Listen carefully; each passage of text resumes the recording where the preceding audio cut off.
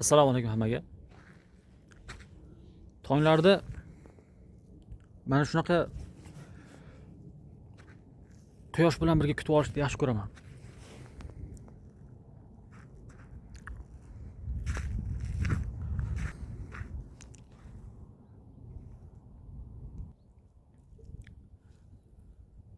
Tongi shabboda.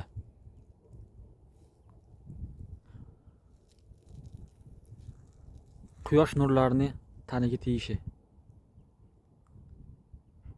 Bularda hammasi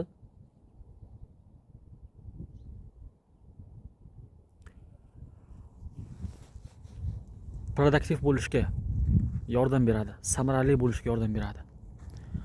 Kunni qanchalik qismini samarador o'tkazishga yordam beradi. Xo'sh. Agar har kuni mana shunaqa davom etadigan bo'lsa odam bir kunda ko'p ishga ulgurish mumkin. Xususan uyquga yordam beradi. Ko'pincha bitta narsani yaxshi ko'ramiz-da odamlar. Kam narsa sarflab ko'p natija olishdi. Hamma yaxshi ko'radi.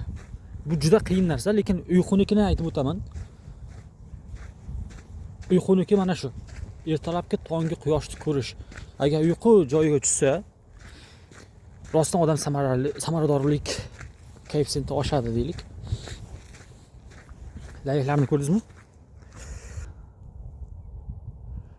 Yoniga borsam qochib ketadi. Mana aytdim-ku.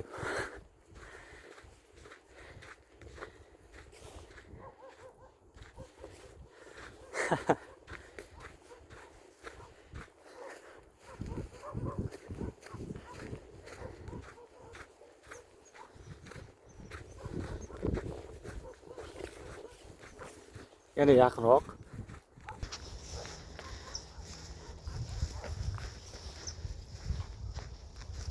Taxminan 30-40 metr yaqingacha keldim.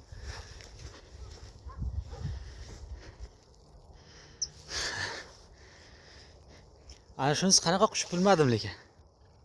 U qorasi yo'q ekan uni. Og'zini qarang.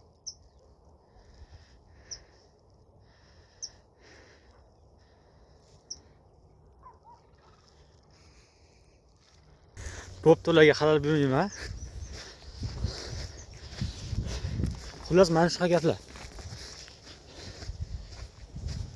Ertalab shunchaki derazalarni ochish kamlik qilish mumkin. Ochish kerak, kamlik qilish mumkin lekin bu. Xo'p. Buni sunnat deb atasak ham bo'ladi aslida. Payg'ambar alayhisolamdan shunaqa hadis ham bor edi. Faqat ismda emas hozir. Bu amaliy ismda.